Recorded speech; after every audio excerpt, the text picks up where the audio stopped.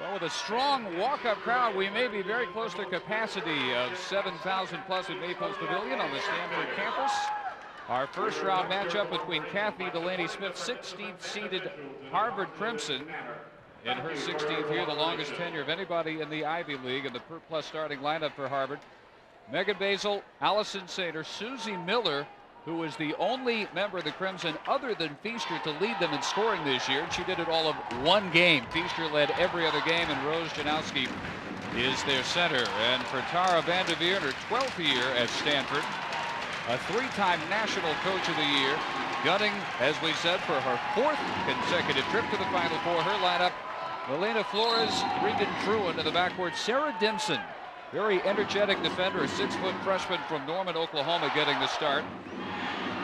Olympia Scott and Heather Owen joining Dimson up front in the absence of Vanessa Nygaard and Kristen Fokel. Here is what the senior class for Stanford has put together.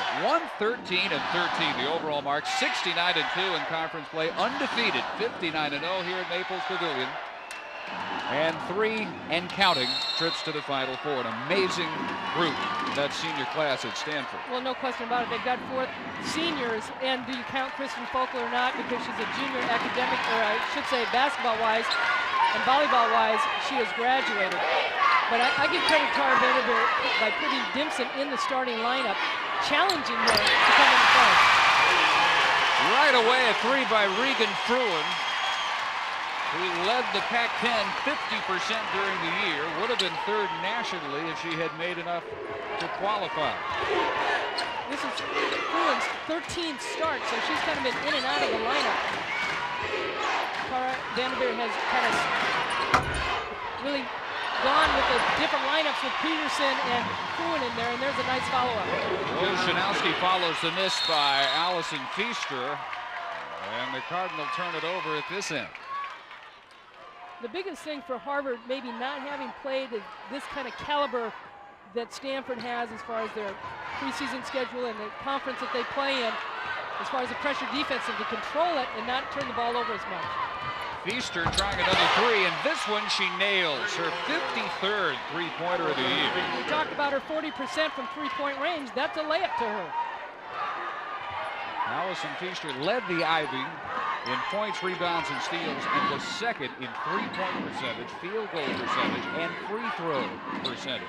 I like Harvard going out in man-to-man defense straight up against Stanford, not being intimidated, sagging in his zone. Fruin way off on that three-pointer.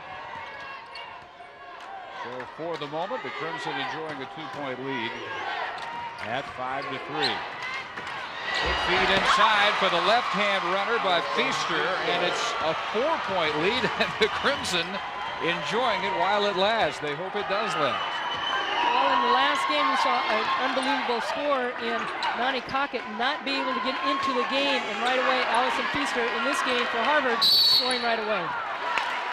This is going to be contact behind Heather Owen, and they'll signal it on Harvard's Rose Janowski, a 6'2" junior from Glover, Vermont. And she is the tallest player on this team at 6'2" for Harvard. Has fouled out of 1 game already this year.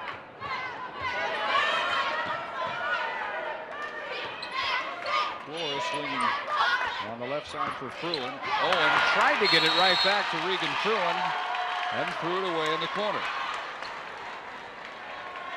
Now, you would expect there to be an adjustment period, and the only question for Stanford, Andy, I guess, is how long the adjustment period lasts without 2 of their top 3 players. They have had some injuries through the course of the season. Obviously, Vanessa Nygaard last year and Heather Owen last year.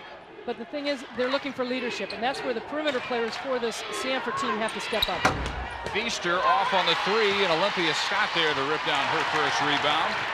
Stanford with a chance to run. And deep in the corner, way off on Fruin's three-pointer, recovered by the Cardinal. Going inside for Scott. They triple team her, and the foul is going to be called on Allison Saner's reach. The Cardinals have the strong players inside. They have the leadership in Owen and Scott. Here you're going to see nice cut by Olympia Scott, but there, boom, triple team. And there you see Saner getting in her hands a little bit too deep. But more offensive pressure has got to fall on Olympia Scott. 17.5 points per game. Score a 3 by Melina Flores. Out of that, out of bounds, Harvard had to go into a zone, and Stanford took advantage of it. Sainer hit the bottom of the backboard. Out of bounds off Stanford. Vanessa Nygaard, the senior, came out dressed, has her knee brace on. She is an emotional leader. I mean, she's the type of player, I've seen her since high school, that'll go through the wall for you. She'll dive on the ground. She's played with bloody chins, and she comes out, but she's got a tear in that knee, and the doctors are holding her out. She would like to play. She thinks she's capable of playing, and the last word is going to be up to the doctors. Sarah Denson called for the first Stanford foul. Feaster, an 82% free throw shooter. A 3-time Ivy League Player of the Year. First ever to achieve that trifecta. Leading scorer, 14th leading rebounder. All-around talent such as that league has never seen before. And in the last 2 years, Cindy Blodgett out of Maine led the nation in scoring. And now you've got another New England player leading that category. Scott again surrounded and almost throws it away. It's run down by Flores. 7 on the shot clock for Denson. And a nice aggressive drive goes after her own miss and misses again. Keep it up, Sarah, keep it up. Harvard standing toe-to-toe in the opening moments with the top seed. An air ball and a foul after the Stanford rebound. Megan Basil coming up with the foul, but also maybe an ill-advised three-point shot. Her offensive teammates were not set up quite to get the rebound. And this is a team that can rebound. They average 42 rebounds a game. Kathy Delaney Smith's group led the league in scoring, rebounding, shooting, free throw shooting. And third in turnover margin, a dominant Ivy League program this year. Owen misses from up top. And Allison Sainer, 5'10" senior from Rochester Mills, Pennsylvania, hemmed in by Christina Battistini, who's come on off Vanderveer's bench. Stanford really spreading the court and making Harvard pass the ball outside. Three-pointer by Sainer, just her 10th of the year. And they have enjoyed every second of leading Stanford on that Harvard bench. Badly missed by Flores, comes down to Feaster. Harvard has doubled up the Cardinal in the first 4+ minutes. Susie Miller off for Janowski up top. You would have to say that Harvard has kind of controlled the tempo of this game, hitting the boards. Done about everything right so far. Miller from 15.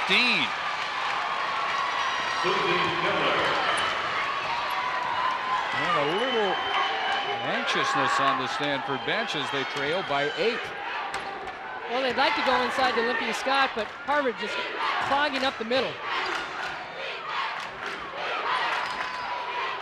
Sarah Dempson averaged less than 2 points per game. Not usually called on to score when they were healthy this year. And Olympia Scott taking her first three-pointer. Battistini open, and she'll try the three.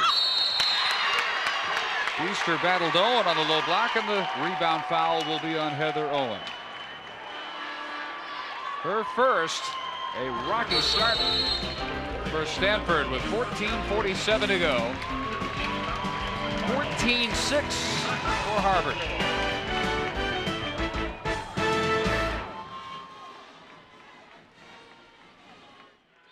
The Harvard mascot, what do you see there? I see little Terrence Trent D'Arby, maybe some George Clinton, dash of Bob Marley, perhaps. Little reggae crimson. Haven't seen one like it. We see Stanford 0 for 3 and 2 of 3. They're getting their shots, but not making them. And Harvard is forcing them. There's a good defensive play. This game has been defense right now. Harvard's been doing it, but a nice play by Stanford. Offensive foul, wave off the basket by Melody Peterson. Peterson is an instant offense for the Cardinal. She's very unhappy at the call.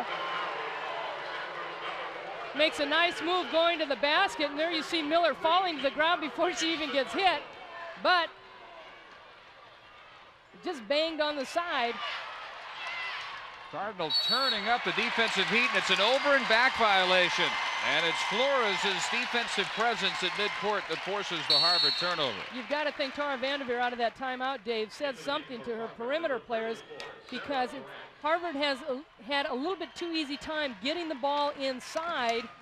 And so you've got to put pressure on the perimeter, make them dribble the ball, make them pick it up, and make it difficult for them to get any kind of pass in there.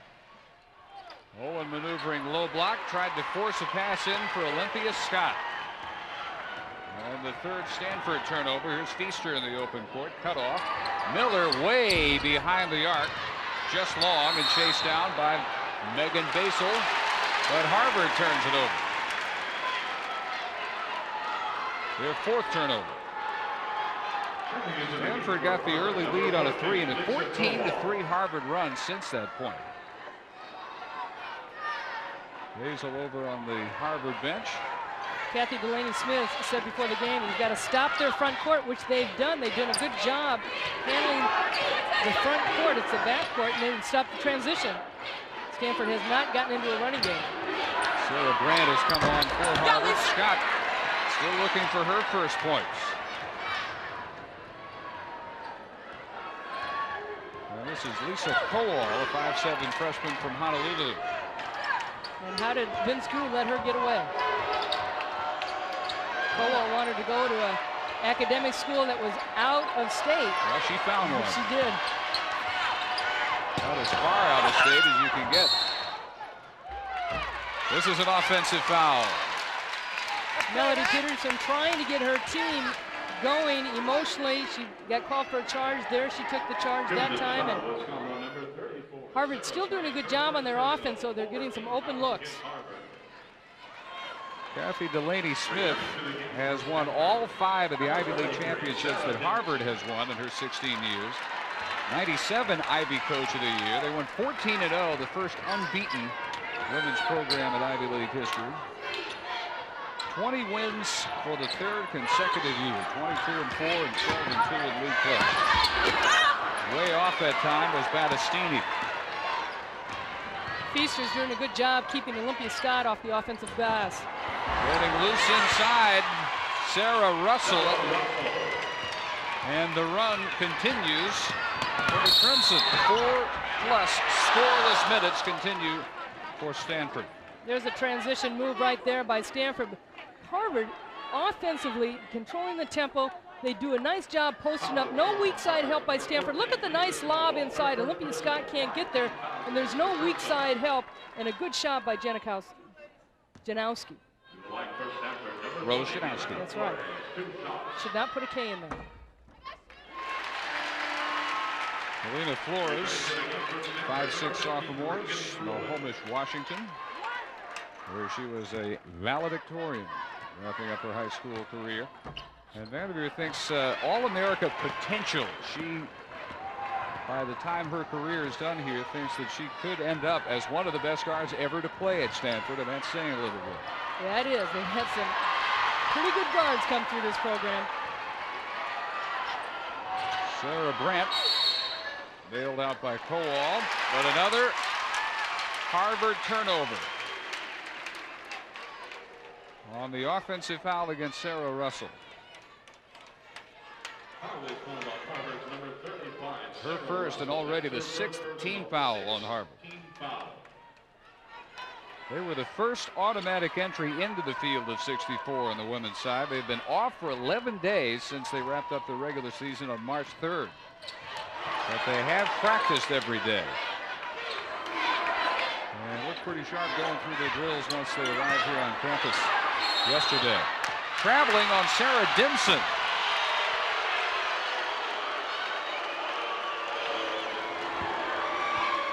Stanford has gotten a couple transition plays going to the basket with their guards penetrating, but Harvard has just shut down the inside play. What Tara Vanderveer's team has to do is try and set a few more picks for Olympia Scott, cutting across the key, and give the ball to her early, not let her get the ball when she's already set up on the side of the key.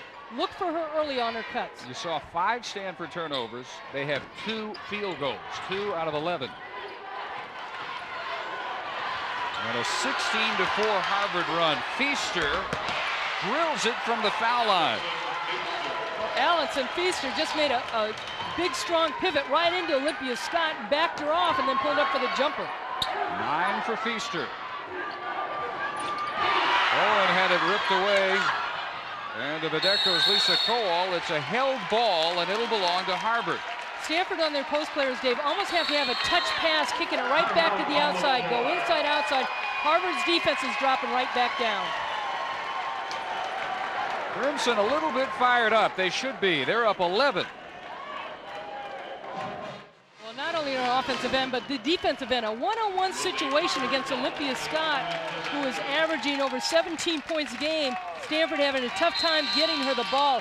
On the other end, she can do it off the jump shot. Nice dribble drive right there for the pull-up jumper. And we've also seen her hit the 3.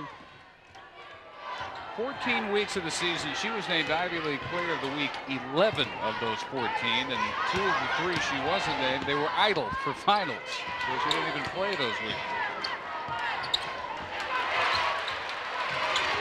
Pressure on Sarah Brandt with nowhere to go and 7 on the shot clock. Finally, Russell over to help out. Miller with a save, but not before she stepped on the end line. I'd say the crowd appreciates the defense of Stanford that time. Well, that's about all they've had to appreciate. I really like the poise that Kathy Delaney Smith has, and it also shows in her team. Peterson cannot coax in the 3, and they simply can't buy a bucket. Harvard is just playing really under control, and that reflects off their coach. A couple of early 3-pointers for the Cardinal, and since then, nothing. Less than a point, a minute pace. Feaster. Rebound knocked all the way out to Scott in the circle.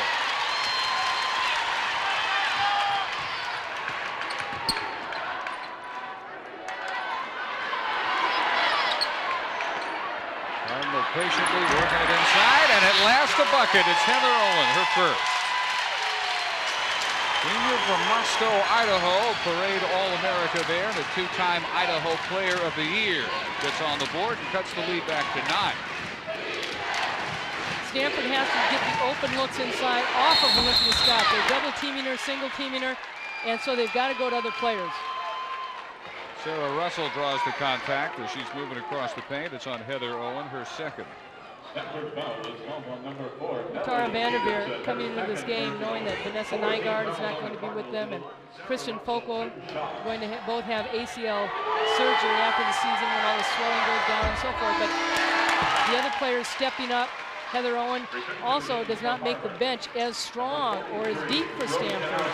Kristen Fokel, 18 games, all Pac-10, and Adia Barnes was Pac-10 Player of the Year. A lot of people thought maybe Kristen Fokel should have gotten it, but shooting over 60%, 70% I should say from the floor, almost 20 points a game, almost 10 rebounds, and she all coming off the bench. Not a bad sub, huh? Add that up, and that's a very unique package that they're missing. That foul was on Melanie Peterson and not Heather Owen. It is her second. Well, it wasn't that long ago, though, that if you said ACL, you thought, will I ever play again, not will I play again this year. And it's just remarkable how the development of treatments for those injuries have come along to the point that now in ACL, sometimes you're only talking about missing a matter of days. And without the brace yesterday, it was amazing to watch Nygaard riding the bike. If you just walked up and saw that she wasn't working out, you'd figure she just had the flu, because she had no type of support or padding on the knee at all, and rode the bike a good 30, 45 minutes. And as a freshman, she had her right knee operated on with the ACL. Last year, she kind of tweaked her knee a little bit, missed some games, but she has come back, and she's the type of player that can, and Kristen Fokel can, and as you said, a lot of players do. A move inside by Rose Janowski, and she draws the contact, and this one is Heather Owen's second. Janowski, who has fought health problems of her own ovarian tumor as a freshman that turned out to be benign, but at one point threatened not only her playing status, but her enrollment at Harvard. But it was successfully removed and has not caused her a bit of problems since then, now wrapping up her junior year. Harvard continues to control things on this end. Their tallest player at 6'2", they go inside to Feaster. Nice screen right here. But look at the position that Feaster uses on her body. And look at the little reverse. You don't see too many players in the women's game making that move. Allison Feaster really worked hard this summer with her boyfriend, Danny Strong, who played at North Carolina State, who's playing over in Belgium right now. But she said she worked on the weights, she worked on ball handling, she worked on different shot selections, different moves, and it's proven as far as her leading the nation in scoring. Worked out in Dallas with her inspiration to get her started last summer, our own Nancy Lieberman-Klein. She gives her a lot of credit for initiating her weight program, which has paid major dividends. We asked her yesterday, your 21-point-per-game score as a junior, 28 a game as a senior. That's a pretty good leap. Where did that extra offense come from? She shrugged. She couldn't really say any one area as Scott gets her first points. Well, she's very much a team player, and she gives credit to her teammates. And when you have a humble player and a quiet player like that, those usually are the great players. Able to describe her. Feaster on the move, hits the fall away. 13 for Allison Feaster. Bruin with a wide open three. Pair of threes for Regan Fruin. But it's still Harvard by 9, under 8.5.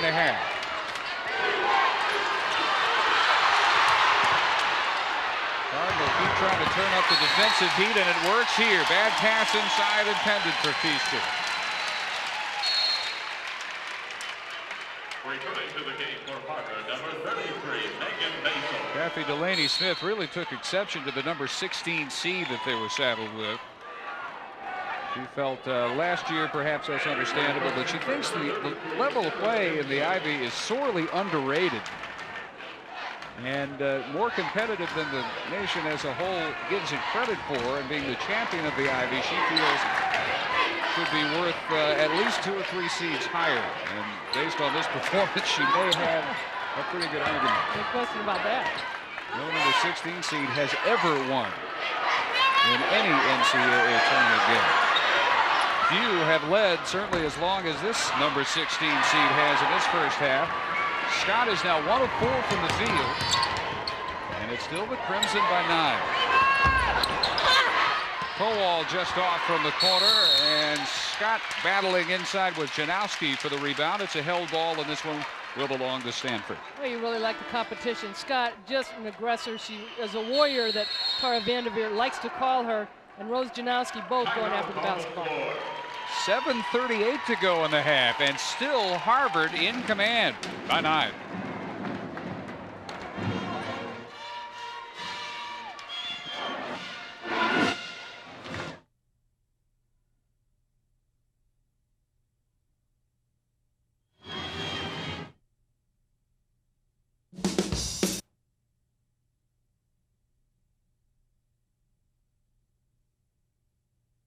Footer, yeah. Feaster, and part of that is because when Feaster is guarding her, she's not afraid to be physical with those guns memes.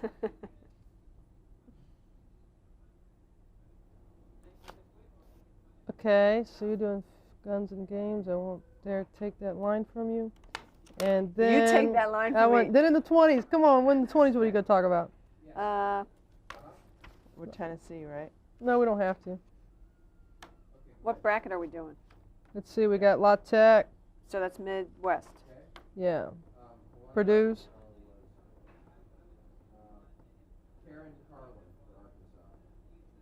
Oh, the Western Kentucky, Tennessee?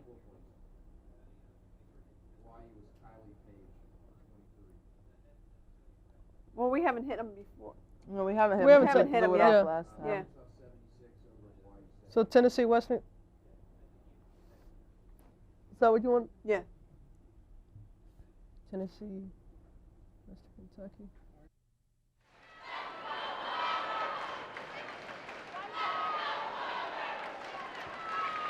That is not a typo. It's been Harvard leading virtually from the opening tip, 23-14 with 7:38 to go in the first half of this West Regional first round matchup between the top seed and the number 16 seed. And Harvard out shooting the Cardinal 53% to 29%, telling the story.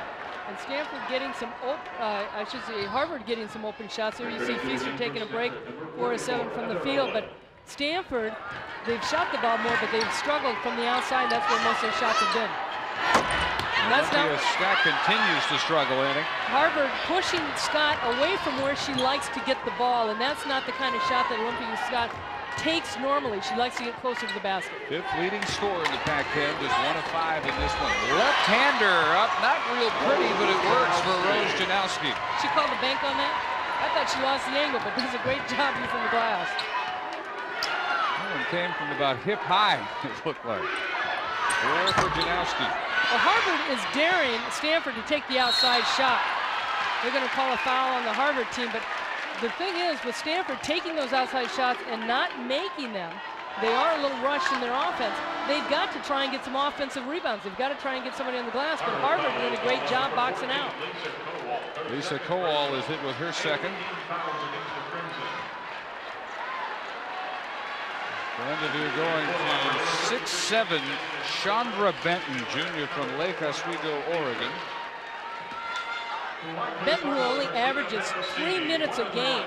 She is a 6'7" junior. She redshirted as a freshman, but maybe with the height advantage, that's what Tara Vanderveer is looking for. Also has 6'6" freshman Carolyn Moose on the bench, and we'll see what kind of effect this is going to be against Harvard. Agostini, a 66% free throw shooter, gets her first points of the game, back within 9, under 7 minutes. Stanford, a 15-game winning streak coming in, 19 of the last 20, 20-2 since they started the year, 1-3. That was, of course, before Focal left following the end of the volleyball national championship season to rejoin the basketball team. Wide open is Fruin, who has 8, and it's as close as the Cardinals been in some time, within 7. What a wraparound pass, though, for the layup by Janowski. Terrifically set up by Sainer. Good penetration by Harvard, not intimidated by the 6'7" Benton. Well, they go to Benton inside, and she draws the foul by Janowski.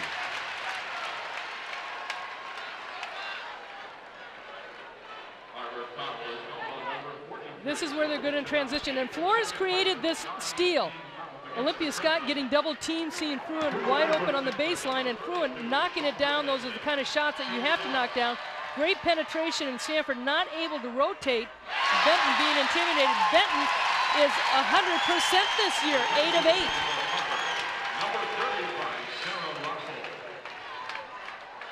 She's 6'7". Her parents go 6'9" and 5'11".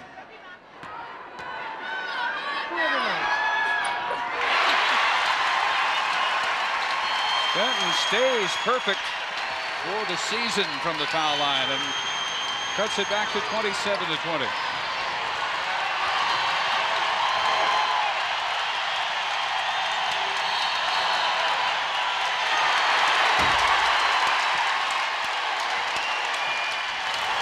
Sarah Russell setting a back pick on Milena Flores, just nails her. Sarah Russell comes from behind, the official standing right there. It looked like it was going to be a nice open pass, and Vanessa Nygaard cheerleading her team and trying to get the fans still into it. Double bonus for the rest of the half for Stanford.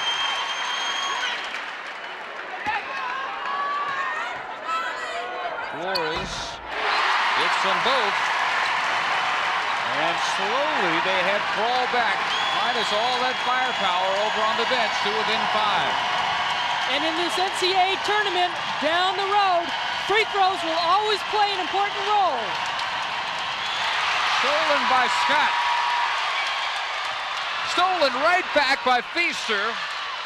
And briefly jarred loose, but it rolls right to Susie Miller. And Harvard tries to settle it down a little bit. Stanford defense and the crowd turning up the heat in Maples Pavilion. Lob deflected, picked right up by Sainer. Stanford playing, I'm sorry, Dave, Stanford playing good defense, and the ball is just falling right to Harvard. They're getting the breaks. And they're making themselves get the breaks. It's through hard work. They got ready for the noise level by practicing with some of the players described the worst sounding heavy metal music they could locate at home. And they put the speakers on the floor, jacked them up as high as they could. They're used to this level. 4 for Scott. Oh, yeah? Just like you are, huh? 5-point game. Feaster hadn't touched it for a while. They seem to... Just a big-time play by Feaster. Doesn't put the ball on the floor, just squares up. Seemed for a while to have forgotten her in their half court, but they go back to her, and the offense never goes too far from Allison Feaster. You know, this is refreshing for Harvard because they're coming off a loss against Dartmouth where they shot terribly in the second half, 21%. Scott goes underneath. Would have had a three-point opportunity, had the shot gone.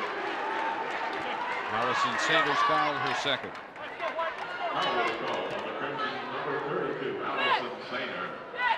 These are the only 2 leagues that still have no postseason tournament, the Pac-10 and the Ivy. I like that. You like no I'm not postseason? You're the postseason traditionalist in the I bunch. know it, I know. Gets me in trouble. Well, it does magnify the regular season results. Harvard, the first automatic entry into the field, having wrapped up their Ivy bid back on March 3rd. Scott, after a very slow start, now 6 points. Cardinal within 5, and a steal. Fruin to Battistini. Whistle prior to the shot. No basket. Foul prior to the shot. On Basil, her second. Heads up play by Regan Fruin, who last year redshirted because she had a neck stress fracture of the right hip and had to sit out. But she has made great strides on this team.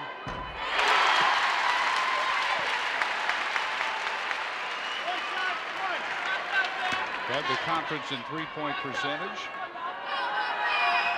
Come back off the medical redshirt year. Hard-working Benton. Offensive foul after she worked that hard to get the offensive rebound. That has to be frustrating. You go up what you think is going to cut the lead to 2, and all of a sudden they're blowing the whistle on you.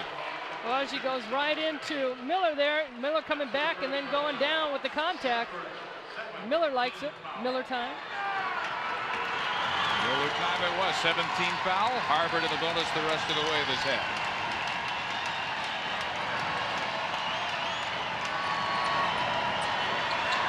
Sarah Russell letting one fly and gets the roll.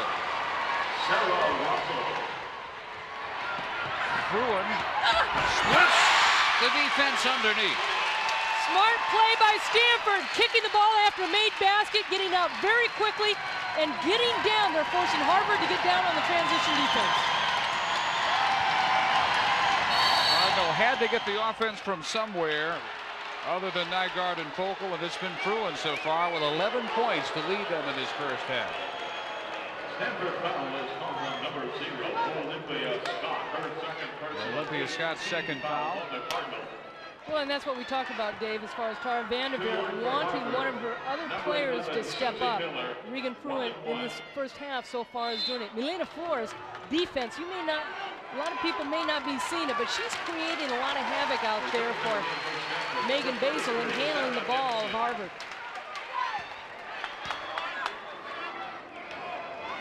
Well, they did have Susie Miller on the line, and now they've switched it over to Feaster. Better deal for Harvard, a much better free throw shooter, but she misses the front end. Run down by Sander. Feaster up, missed the 3. Almost took advantage of a nice bonus. Unusual to see her miss a free throw. Almost 83%. Battistini takes her eye off, loses it, almost taken back by Benton. Not afraid of diving. Almost got the loose ball. Long pass, too long, intended for Russell.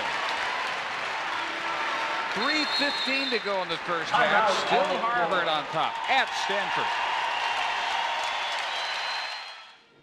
Harvard 33-29, 3:15 to go in the first half. Today's Chrysler student of the game is Susie Miller from Harvard. On behalf of Susie, Chrysler is proud to donate $1,000 to Harvard University's General Scholarship Fund. Susie, a 3.8 student in history and science.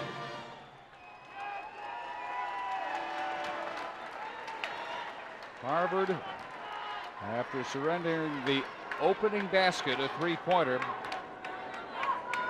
has led from that point on. And by double figures for a good portion of this first half. By 4 at the moment, Stanford ball. And developing into the kind of game where it appears Stanford will have to win playing Harvard's game. They average 86 points, third best in the country. Harvard apparently will just not let them get into that type of up and down pace. Now Stanford's trying to push the ball too, David. They're trying to penetrate their guards. Flores has gotten in there and they're getting to the free throw line, which is stopping the pace of the game. So Harvard can't get into the running game. Feaster with the foul, her first. And Melina Flores 4 of 5 from the line, 7 points. Well, outstanding free throw shooting has brought Stanford back in this game. They're only 8 of 22 from the field, but they only trail now by 2 as we hit 3 minutes.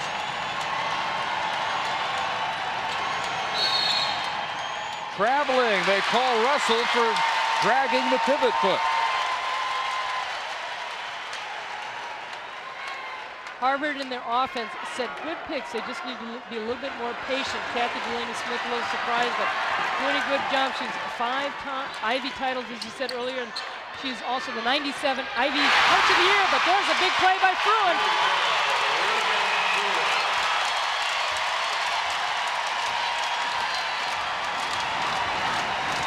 Her third three-pointer to get Stanford at long last the lead back. Basil, air ball. One thing to keep in mind, the largest crowd Harvard played in front of all year was 1,636, somewhere around, well, at least 3 times that size on hand here at Maples Pavilion. And when you get to the big show, you better be ready to play in front of that kind of crowd. That missed on the turnaround, the rebound by Feaster. Harvard can regain the lead as we go under 2 minutes. Miller up with a 3 and drains it. What a clutch shot, because Stanford doing a good job keeping the ball out of Feaster's hands.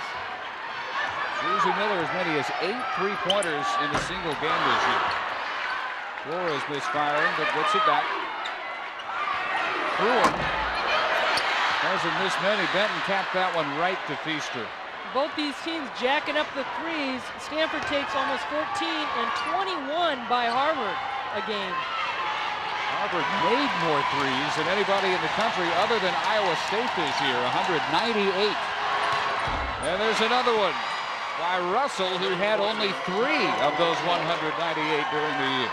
Isn't it good they make us look smart, like we know what we're talking about? Sometimes it works. Not hard to tell when Russell is exerting either. Fruin in and out on that 3, and Benton fouls Russell a little bit late in getting there for the board, her second. Well, we're coming up on the Lee Jeans halftime report. We'll check in with Robin, Rebecca, and Nene, and they'll size up the entire West region. Number 1 Tennessee and their trek toward a hope for repeat national championship beginning.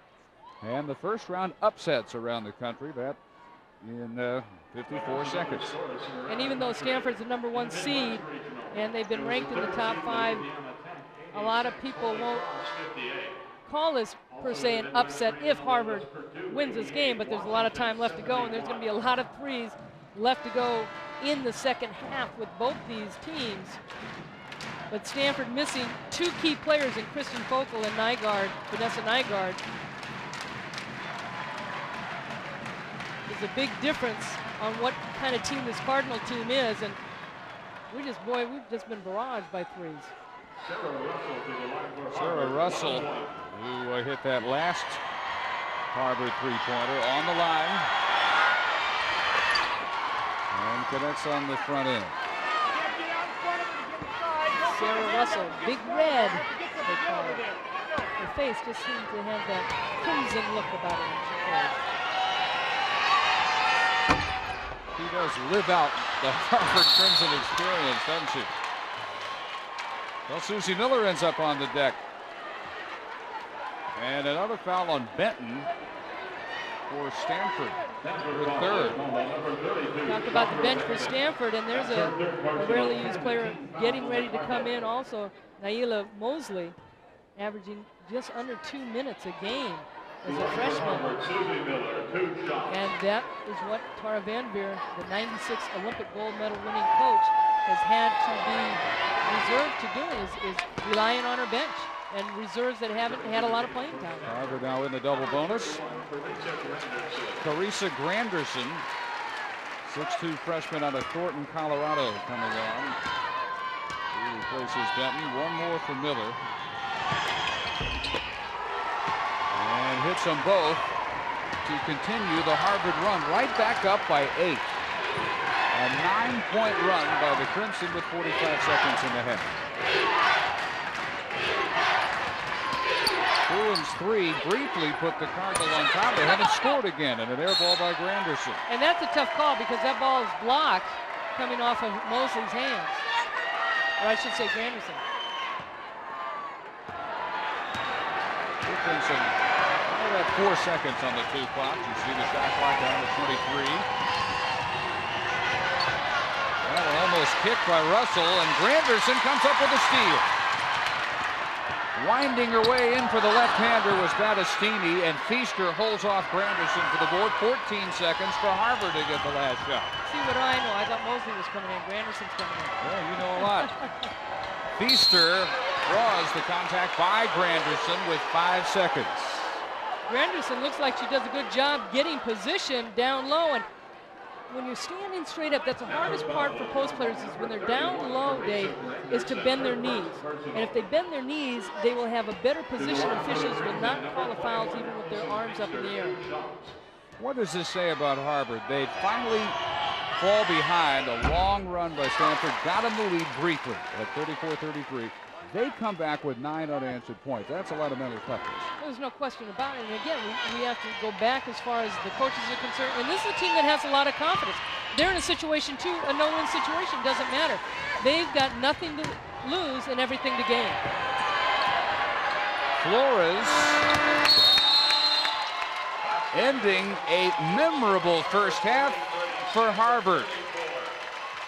Looking for their first NCAA win, the first ever by any 16 seed. And they have a 9-point lead on stunned Stanford at Maples Pavilion as we send you back to the studio and Robin Roberts. No matter what happens in this second half, this has got to be the athletic high point for any Ivy League program, at least since Princeton knocked off then defending champion UCLA a couple of years back. 43-34, and the way Harvard has done it, it's no fluke, although they have shot 62%. If they come anywhere close to that in the second half, can they continue this? Can they keep it up? Is Stanford going to pick up their defense? 63% from the floor, 22 rebounds to 12, and both teams shooting pretty good from the line. Turnovers pretty even. Stanford 9. They'd like to keep it down, but also the three-pointers. That's been Feaster out there along with everybody else, and she's taken some nice jumpers. Olympia Scott has had a difficult time guarding her. They've sent different people on Allison Feaster, and she has 16 points in that first half. On the other side, Regan Fruin has knocked down some big three-pointers for Stanford, 3 of 7, leading the Stanford Cardinal with 14 first half points. But Olympia Scott, 6 points, 3 rebounds, where she averages almost 18 and over 7 rebounds a game. She's got to step it up. They've got to try and find a way for her to score. 8th all-time scoring leader, 5th all-time rebounding leader in Stanford history. Very subpar first half. Susie Miller starts the second half with a missed bomb, and then commits the foul in the scramble for the rebound, her first. And the Crimson come out firing it from the three-point range again, Susie Miller, but give credit to Regan Fruin stepping up and blocking Miller off the boards, because that's a key for Stanford. They've got to keep Harvard off the boards. This is a Stanford team that has led most of the season in rebounding. One of the top rebounding teams in the country. Wave that one off. They call an offensive foul on that. Tara Vanderveer happy because they're being aggressive, but come on, they're pushing my players too. But Olympia Scott picking up her third personal where she had to sit the bench in that first half. Individually, Scott, the story in terms of what they didn't get from her, and from a team standpoint, 22-12 Harvard on the glass. No one could have predicted that, but a major factor in the terrific Harvard first half showing, as was the 16 by Feaster. This is only the second time this year that Stanford has been down at halftime. It was against Texas Tech earlier where they came back and won. They were down at 6 at half. And that was at Lubbock, and they won it going away, in fact, 80-71 against the team that became the top seed in the Midwest, Texas Tech.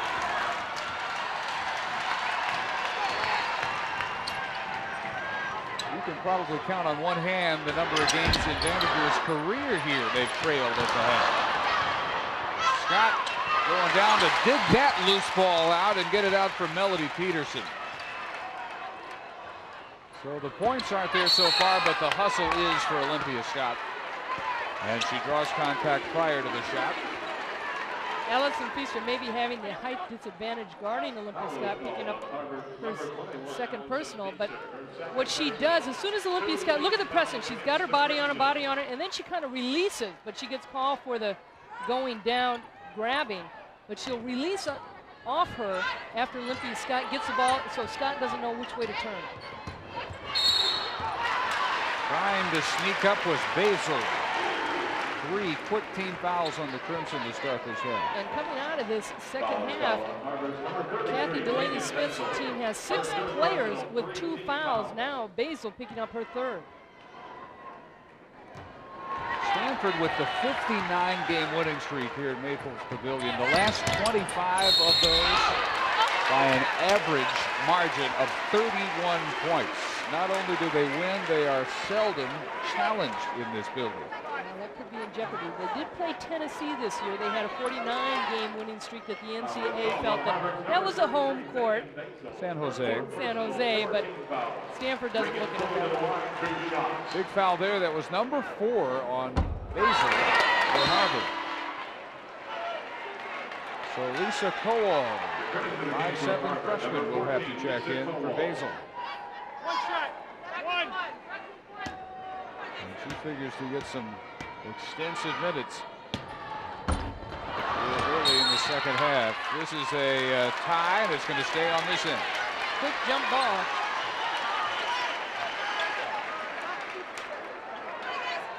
Stanford ball on the alternate possession.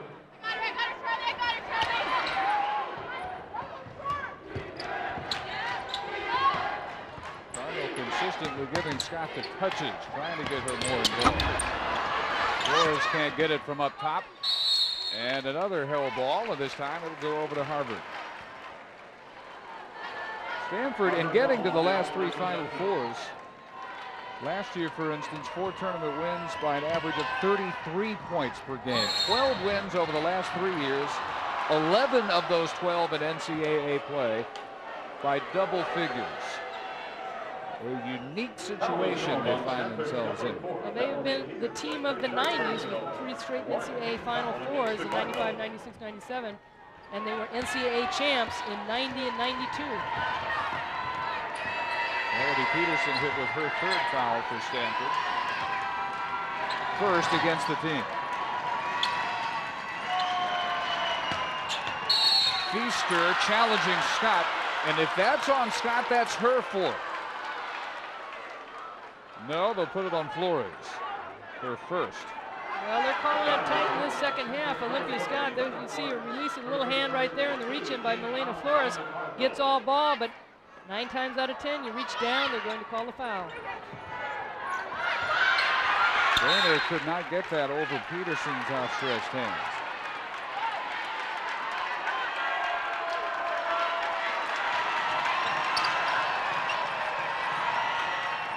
Finally in for Miller. has scored in over 2 minutes. Janowski travels.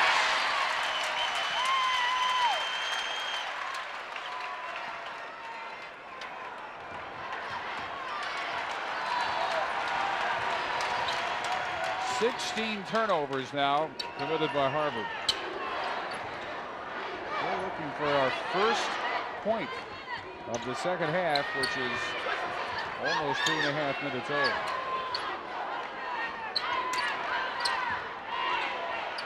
Seven on the shot clock for Flores. Down to 3. That one off the foot of Miller, and the shot clock expires.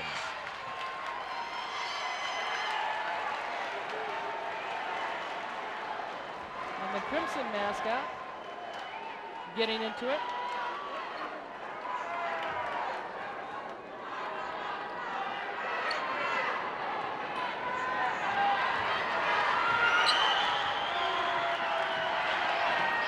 Kowal looking inside for Janowski.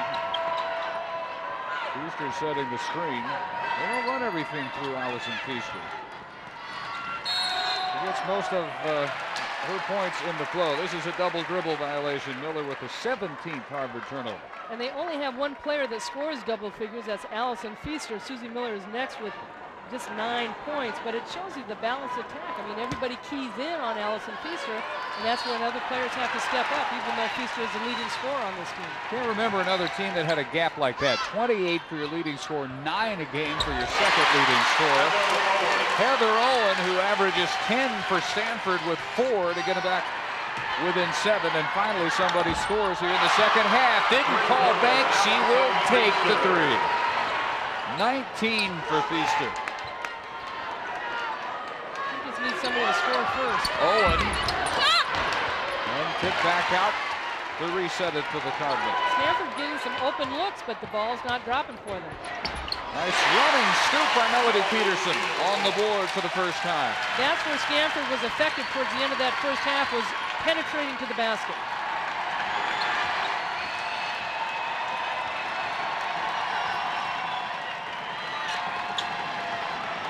Sander tried a tough pass, too tough. Couldn't get it past Olympia Scott. Olympia Scott playing with 3 fouls in the second half, but boy, she just plays hard-nosed. She only knows one way to play. This was an awful high number of turnovers for a team trying to do what Harvard is. Well, when you run with the basketball and you try and create a lot of offense and you push it, you will have turnovers. Well, at this pace, they're going to have well over 20, and even with the injury picture being what it is for Stanford, hard to imagine them overcoming that many turnovers here, but so far they have. They get this one back. Worked over to Feaster's side and knocked out of bounds by Scott. Depending on whether they can still run the ball and with good passes. 15:48 to go. The Harvard upset dream still very much alive.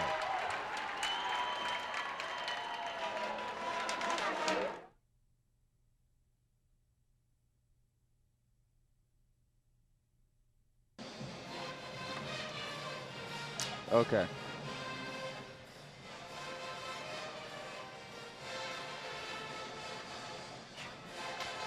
Harvard by 8, 15:48 to play at Stanford. Round 2 continues in the women's NCAA tournament on ESPN2, 1 o'clock Eastern tomorrow.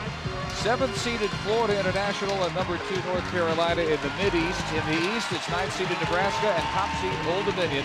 That's at 7 Eastern, 4 Pacific. And it is tomorrow on ESPN2. That guy's glad he made this trip. He adds color. Like to see his luggage in the overhead compartment. Harvard by 8. They led at the half by 9. And hardly anybody has mounted any sort of offense here in the second half. And Olympia Scott still scoreless. 2 of the last 6 games she has held to single-digit figures.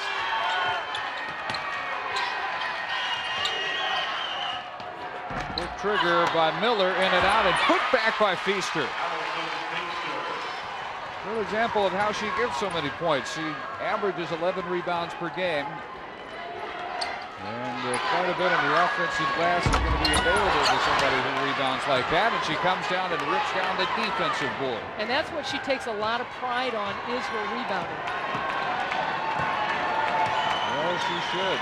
14th best in the country in that category. Nation's leading scorer, just about on her usual pace, 21 points. Another turnover on traveling. Janowski's had a lot of traveling calls, a lot of unforced errors for this Harvard team.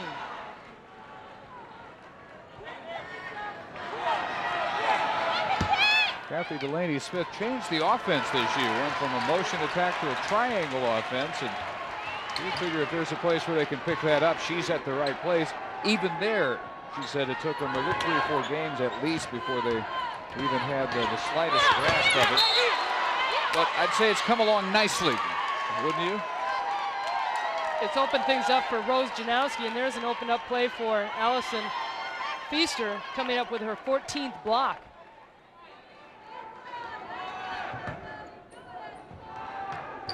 Harvard, the first three-peat team ever to win consecutive Ivy championships in 3 consecutive years. Peterson with a 3, just a 24% three-point shooter during the year. That's big. That gets him back within 7. And a foul as Kowal drives on Flores, her second. Harvard doing what Stanford did in that first half, Dave, where Stanford made that run. After a made basket by Harvard, Stanford would kick it out quickly and come down the court. That time, Harvard did the same thing. Up and in for Janowski, tries to get around Owen, can't do it.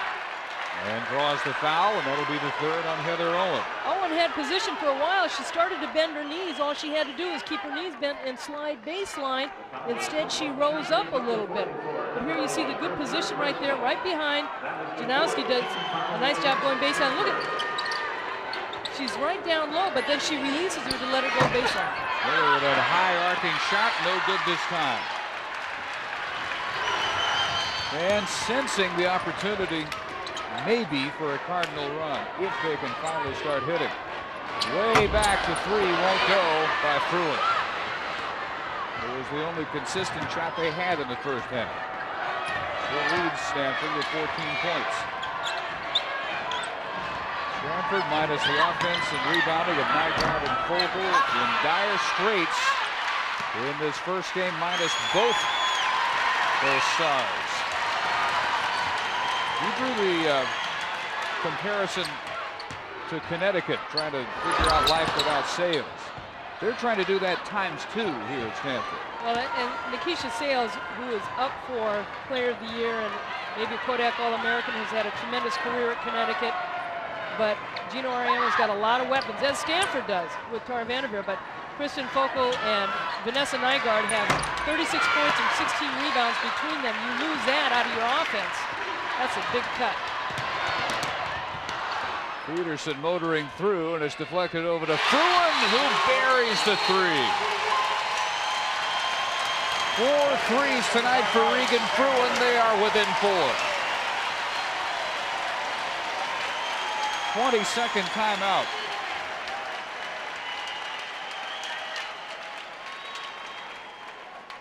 Peterson seeing Fruin. Actually, she doesn't see her. She's looking at Olympia Scott, and she gets the tip. But boy, if the Cardinal ever needed anybody hitting the 3s right now, Regan Fruin, the 6-foot junior, has really stepped up. Fruin with only 27, a little more than 1 per game on the 3s this year. If she just averaged 1.5 per game, she would have qualified for 3rd nationally at 50% beyond the arc this year, and 4 out of 10 tonight. 17 points, keeping the Cardinal in this game. And she's got a career high. She was 2 of 3 against Arizona, 5 of 7 from the floor at 14 points. She has a career high now. Against Washington State, she had 4 3-pointers. What a strong move by Feaster. Good backdoor, a tough pass by Kowal, threading the needle to Feaster. Good hands in getting it. Feaster gets double team. Olympia Scott trying to come back, loses the ball, but look at how strong she is. She still goes up, gets the shot off with 2 players all over her. Yeah, those hours in the weight room, I think, paid off. Yeah, I wish I was cut like that in my dreams. Hey, in my dreams. You know, we talk about her basketball ability, and had a chance to talk to her at practice yesterday. She was on the track team 5 years, on the tennis team 4 years, valedictorian, and had opportunities to go to teams in the country like at Tennessee and Connecticut and Stanford, and wanted to go to a school. She's the first one in her family, a family of 4, the oldest, to go to someplace like Harvard, and has a job coming out of school. Olympia Scott's first points of the second half to draw the Cardinal back within 4. As far as Feaster could tell, she was the first person ever from her hometown of Chester, South Carolina, to go to Harvard, much less out of her own family, and just something that she did not pass up. Wide open, but a miss by Kowal, and a big opportunity here by the Cardinal. They go inside again for Scott, who comes away with her own rebound and gets it back outside. Now Peterson for 3 to cut it to 1.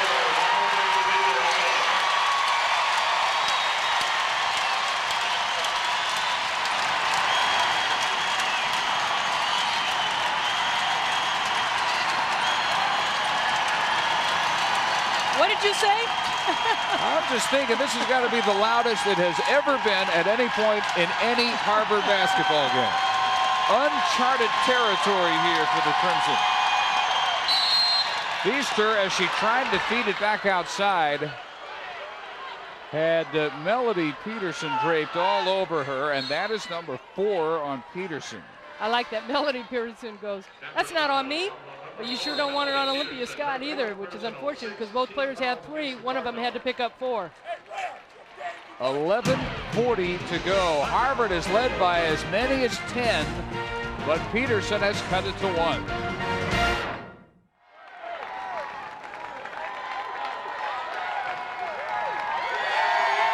Harvard lead has been chopped to 1 with 11:40 to go at Maples Pavilion, 50-49. They had it as high as 48-38, and that's when Stanford behind Melody Peterson has rallied. Some familiar faces in that crowd. Jamila Weidman from last year's club. Faces that count here tonight. Kathy Delaney-Smith on the left, Tara Vanderveer on the right. And you have to figure that this is Vanderveer's worst nightmare. She knew she would be missing the offensive Focal and Nygaard. I wonder if she knew she'd miss it quite this much. Courtney Egelhoff just coming in and misfires for Harvard. This game is definitely a bomb squad game. A lot of big three-pointers this half especially. Olympia Scott pivoting in the low post for Stanford, draws the foul by Feaster, her 3rd. Harvard still triple teaming Olympia Scott when she gets the ball. Well, Cardinal wanted to go inside for Owen. It's Feaster who comes away with it, and a quick first step past Scott, counted and 1. Every time, and they have been challenged, Harvard has responded with a run tonight. I just really like the way they come down the floor. Harvard goes all to the right side, opens up the floor for Allison Feaster. It's a one-on-one situation for Olympia Scott, and she can't handle it. Heather Owens can't handle it, and turnover by Stanford. Quickly they come down. Look at everybody float to the right side. It's one-on-one right there, and Feaster can go to the left. Not much she can't do.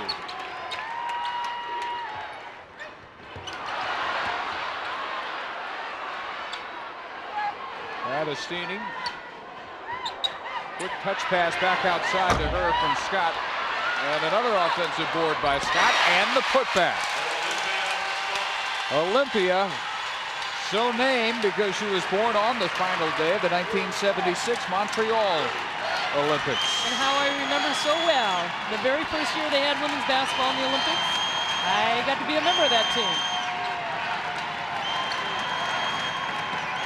Olympia has been to 2 Olympic festivals in San Antonio in '93 and the next year in St. Louis. Feaster missing on the 3. Batted around and finally captured by Owen. And a chance for Stanford to tie or lead. Brandt running down Flores from behind to knock it out of bounds. That is the second time that Sarah Brandt has been able to knock the ball away, the 5'11" senior. And it's hard to tell your teammate, hey, somebody's coming from behind you with this crowd. Oh, forget it. Good You're luck on trying your to own. get. Good luck trying to get that message across. Halfway gone in the second half. Harvard led by 9 at the half. And Bill Fatt, after briefly falling behind 34-33.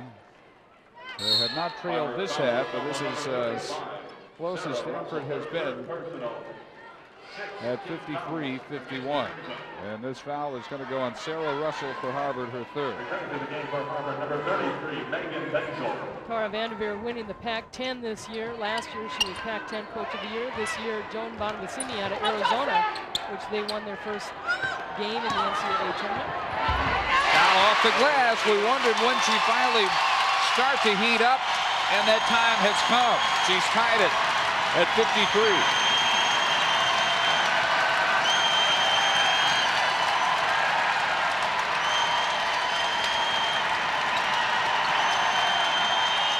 Feaster high off the glass and just misses.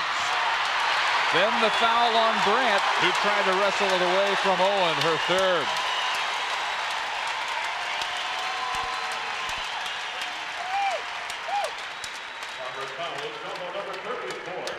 Olympia Scott on the offensive end. 3 players on the All Pac-10 team this year. Olympia Scott, Christian Fokel, and Vanessa Nygaard. And the one playing for Stanford tonight, Olympia Scott, trying to bring them back. Both in the bonus. Heather Owen, a 73% free throw shooter, her first trip to the line tonight and her 5th point.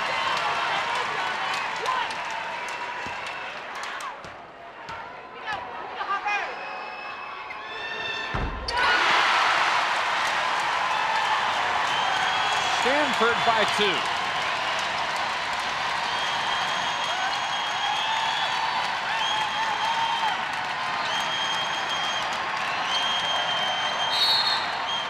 Feaster held before she made her move to the corner. You know, we talked, Dave, about Harvard not having any set plays for Allison Feaster, but she's also in a situation, you've got 9-12 left in the game. Is this going to be the end of your season, or are you going to go on into the NCAA tournament? She's the type of player, too, that you're going to have to look for to get the ball to. Everybody that knows Allison Feaster says it's amazing how humble and quiet she is compared to the type of ego she could have. Missed the front end, but it's a rebound by Russell to keep it live for Harvard. An 82% free throw shooter has missed 3 already. Hazel missing the 3. Another offensive rebound, and this time by Egelhoff. He did not play at all in the first half. Getting some key minutes here in the second. Count that one for Russell, and 1. And that on Olympia Scott will be her 4th. And I think Harvard is very lucky here because Allison Feaster was camped in the key, and they get the ball inside to Sarah Russell. She goes up for the nice layup using the glass. It's great when players use the glass, and you have a higher percentage of the ball going in. Is that a lost art? Most definitely, both in the men's and women's game. Why, I don't know, because for years UCLA used it and John Wooden won 10 national championships. 3-point misfiring was Fruin. Quickly down, it's Feaster, goes up after her own miss, and foul prior to the shot. This will be number 4 on Flores, so the foul problem's really mounting for the Cardinal. Hesitation move right there, and you see Flores reaching in, but that's where they call the foul rather than Fruin. Well, not only does Scott and Flores both have 4, Melody Peterson also with 4, and that puts them over the 10 foul team limit, and so Harvard will shoot in the double bonus the rest of the way. Both these teams led their respective leagues in free throw shooting. Feaster individually was second at 82% and 70% as a team led the Ivy League for Harvard.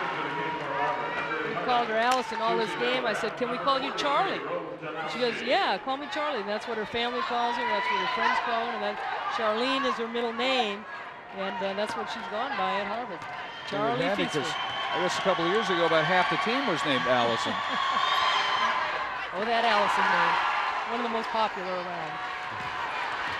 57-55. 28, right at her nation's leading average for Feaster. Owen able to split the defense and draw the foul. This really is, it looks like, going to be decided at the foul line. No question about it. Both these teams are pretty good free throw shooting teams. Number one in the Pac-10, almost 72% for Stanford and 70.4% for Harvard. 2 shots. Well, what may also decide it is who is left with fouls to give out on the floor. That's 4 on Grant. Basil also has 4 for Harvard. So 3 with 4 for Stanford and 2 on the other side. Vanessa Nygaard, a big three-point shooter for this Stanford team. Cannot unload it tonight. 1 out of 2 to bring them within 1.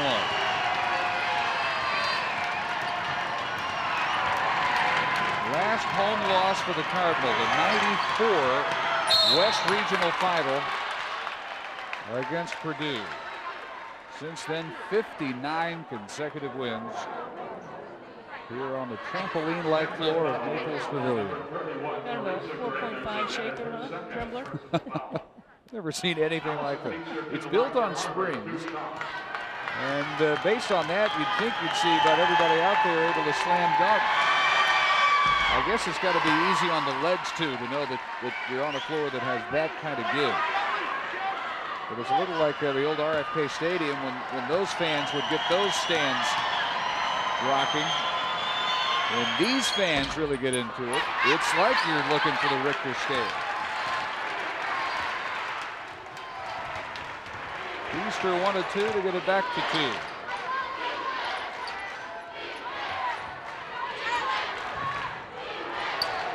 The third trip ever to the NCAAs by Harvard. They lost 2 years ago by 17 to Vanderbilt and last year by 22 to North Carolina.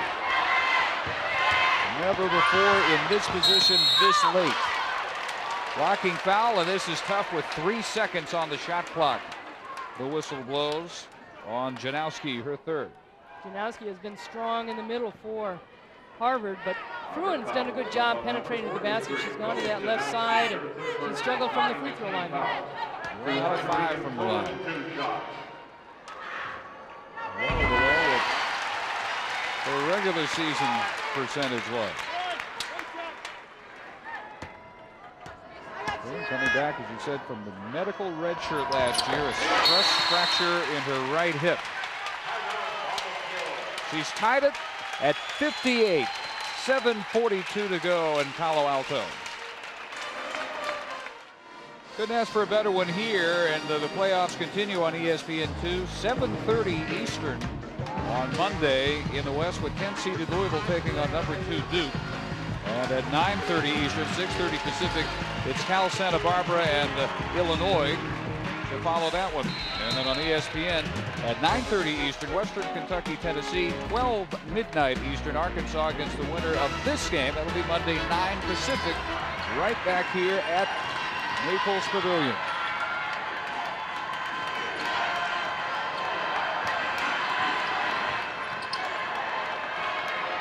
Harvard threatening to pull off the first win ever on either side of the tournament, men's or women's, by a number 16 seed. Heather Owen doing a nice job helping out on the weak side, knocking that ball away from Feaster. Peterson launching bravely the long three-pointer, rebounded by Susie Miller for Harvard. Feaster 29 points. Basil can't get the 3.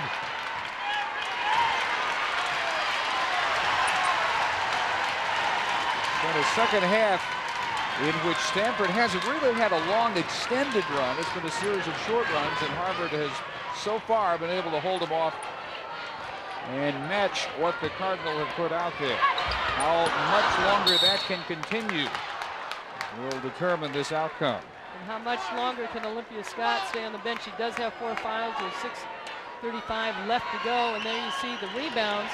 Stanford picking it up a little bit better in the second half. 12 rebounds by Allison Feaster out of those that Harvard has. Olympia Scott having to sit with 4 fouls. Teresa Granderson draws the Feaster assignment. Good first step right past her and fouled by Granderson. Charlie Feaster only has 3 baskets from the floor in this second half. A 3-pointer and a regular field goal early on. Everything else has been from the free throw line. She averages over 10 shots from the free throw line. She's already got 14, going for 15 and 16. There are shooters and there are scorers, and she's an outstanding shooter, but a scorer in every sense of the word. She'll get her points however they can come. Very resourceful and creative, and 10 of 14 now from the free throw line. She has struggled from the free throw line. 82% free throw shooter. That is not normal for her. She's had 11 30-point games this season already. Still stuck on 11 as she misses both, and still has 29 points in this one. If this is her last game in a Harvard uniform, she then has the decision: do I go to Wall Street with a job already awaiting as an econ graduate, or what about the pros? She hasn't yet made up her mind, but she would like to at least dip her toe into the professional water and see what the offers might amount to there. Well, the fact that it shows that she went to Harvard and how important her education is, and she wants to get her MBA, and she wants to look to go and get that, even though she already has a job set up for her. That foul, Janowski's fourth. So now 3 on both sides, all with 4 fouls, as Owen misfires. One more chance to give Stanford the lead with 5:53 to play. Sarah Russell will come on in place of Rose Janowski.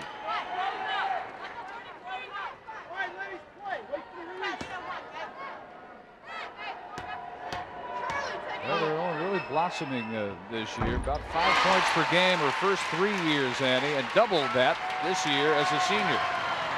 The players have changed on this team. You had Kate Starbird, Sherman Smith, and Jamila Weidman last year, and they scored an awful lot of points.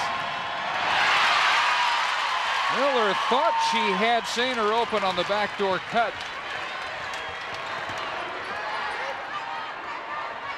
Harvard had cut down a little bit on the turnovers after a flurry to start this half. Owen barely draws iron.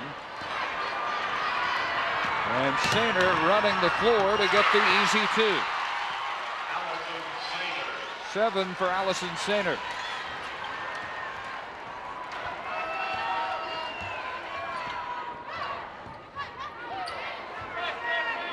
Both these teams have players in foul trouble. You've got to play with your whole heart. Might be your last game. Good job flashing in front by Basil to create that steal.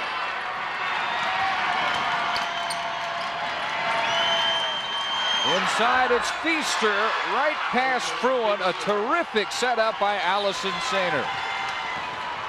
And the 12th 30-point game of the year for Allison Feaster. 22nd timeout called off on the Stanford side by the end of it with 4:41 to go, trailing by 3. And also a chance for her to get Olympia Scott in the game, stopping the clock, just setting things up coming out of this timeout. Women's NCAA action available on full court pay-per-views. Select games from the NCAA Women's Championship available to full court customers on ESPN. Don't miss some of the top women athletes battling it out for the championship. These games are in addition to what's being televised on ESPN and ESPN2. Call your cable operator or DirecTV to order. Well, if this is a sampling of what this tournament is going to be all about, boy, are we in for a treat. And Jamila Weidman and Sharman Smith right next to her in the brown sweater. A great backcourt last year. They've had some great guards: Kate Pay, Molly Goodenbauer, Sonia Henning, Jennifer Azzi. Nice touch by Owen. And some good post players, and Heather Owen is right in there.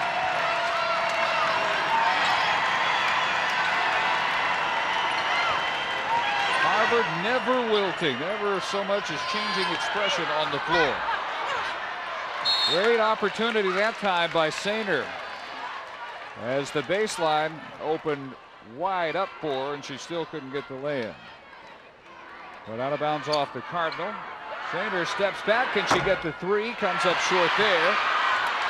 Almost able to hustle in front of Fruin for the rebound, but it's Flores inside for Scott. Remember, playing with 4 fouls, as is Flores. Scott will go to the line.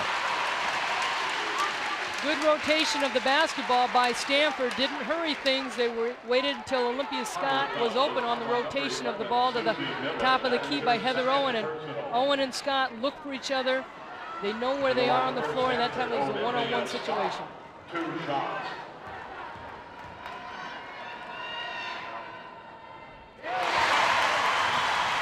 Scott with 13. Talking about MBAs, both her parents have MBAs. Her sister is working on her 2nd master's. And as you might expect, it has crept into the thoughts of Olympia Scott as well, the possibility of graduate school. A little business to take care of still here at Stanford. Maples Pavilion, noisy as ever. Dave Barnett and Ann Myers in Palo Alto. However this winds up, this is history being made because Stanford rarely is challenged here. They've won 59 in a row here, and a number 16 seed has never threatened a number 1 seed the way Harvard has. They have led by as many as 10 points tonight, and they have a chance to regain the lead down to the 3:40 mark in the second half. It's Feaster to the hole, and she can't get it. And Stanford has won their last 15 games. They started out 1-3, 2-4 in the beginning of the season, and people are like, what is wrong with Stanford? But they've made a comeback. Peterson just off on the 3. What's wrong with them tonight? They're missing 2 of the best players in the country, Vanessa Nygaard, Kristen Folkel, to take nothing at all away from the Harvard effort tonight. Basil's miss going out of bounds with 3:13. Harvard obviously has not had an opportunity to be on national TV, and people are getting to see what a great player Allison Feaster is. If she's not considered a Kodak All-American, I don't know why not. But also Kristen Folkel, who's got to be one of the top 2-3 players in the country. Amazingly, Feaster has so far made only an honorable mention All-America team. And again, evidence of perhaps the lack of esteem of Ivy League basketball, but as Kathy Delaney Smith said, it's a better league than we're given credit for. This contest definitely proving her point. Well, there's no question about the talent that goes, and some players will go to those major Division 1A schools and have the opportunity to play for a team that will definitely be in the national championship Final Four. But when you go to smaller schools and you have experiences like this where you are David and a chance to knock Goliath down. Last foul was Susie Miller's 3rd. 3 apiece with 4. Scott stays perfect from the free throw line where she's 6 of 6 tonight.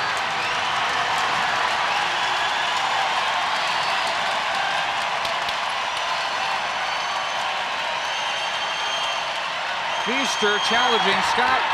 One of that group with 4 and misfires. Scott running the floor, Feaster right there with her to come away with the steal. Terrific reaction play by Feaster. Backdoor cut Miller, back outside for Sainer, and now Feaster for 3, and the lead, no. She's not getting the roll. She's missed about the last 3 shots. Still Harvard ball.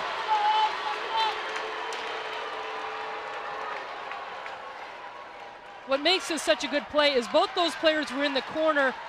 Feaster had taken the shot. Olympia Scott was playing defense, and both of them streaked down court, and now Feaster getting another bucket inside. Coming up with a defensive play, making the offensive play. 33 for Feaster. First Ivy League player ever to lead the nation in scoring. Has cut it back to a 1-point game. 2 minutes remaining.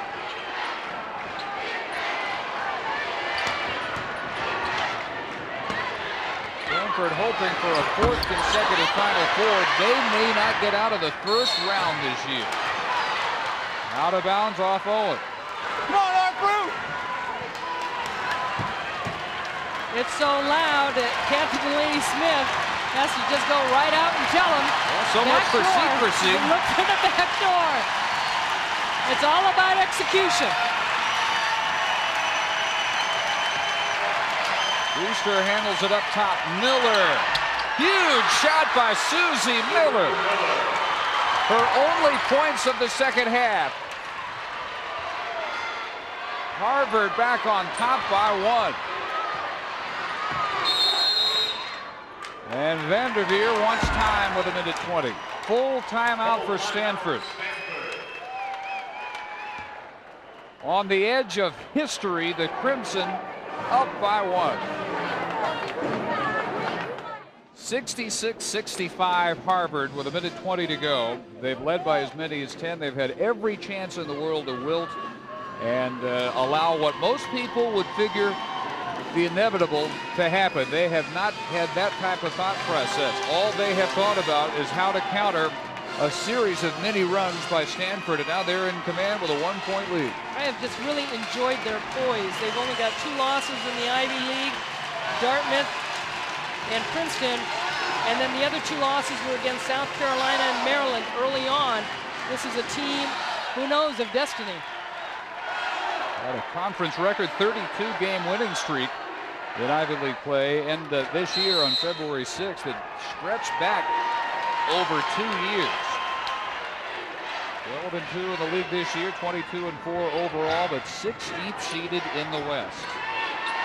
There's that zone by Harvard just sagging in.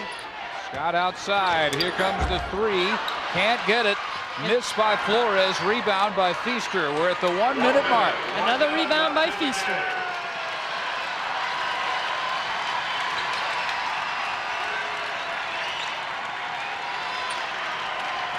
.15 on the shot clock. Kowal out to the corner. A 3 by Miller.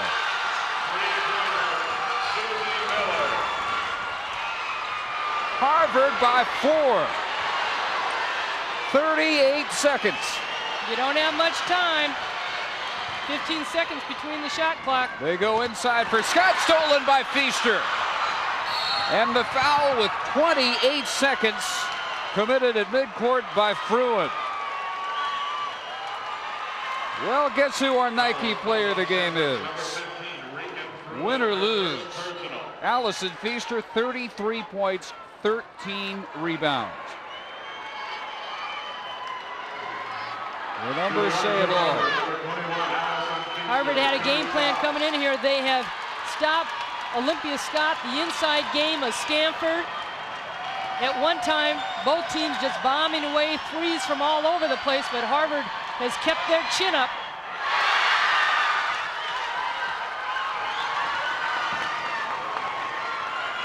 And 39 is your career high. Not even close yet, is she? Getting there. That's 34. 1 of 2. Harvard will have to get a 3 somewhere. Not here. They go inside for Scott. 70-67 with 22 seconds.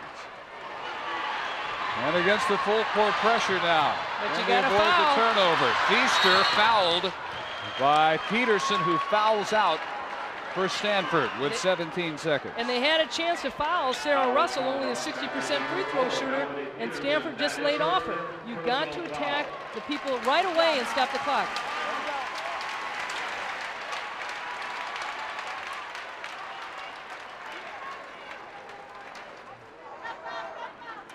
As soon as this is complete here in Palo Alto Sports Center, we'll follow with a complete wrap-up of the weekend of the NCAAs.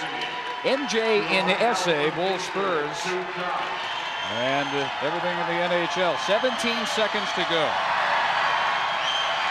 Feaster hits the first one to make it again. A 2-possession proposition unless Stanford gets a foul on a made 3-pointer.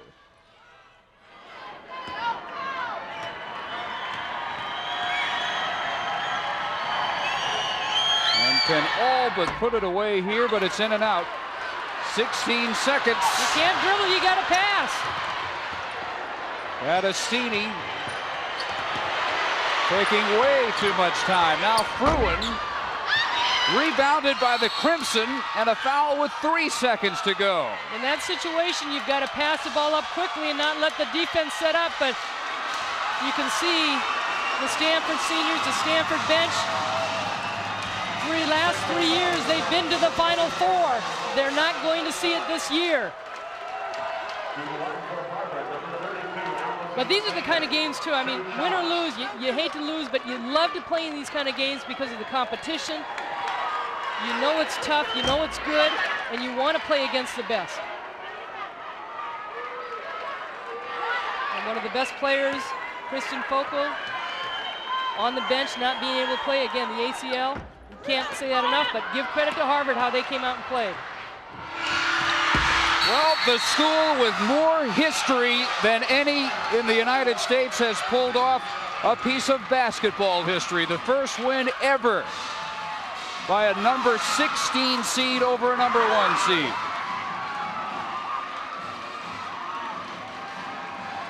Harvard will take on Arkansas Monday night at 9 o'clock p.m. right here at Rivals. Stanford speechless. Harvard beside themselves. 71-67 our final. Coming up next, Sports Center with Mike Greenberg and Michael Kim. For Ann Myers, Dave Barnett, so long from Palo Alto. This has been a presentation of ESPN, the worldwide leader in sports.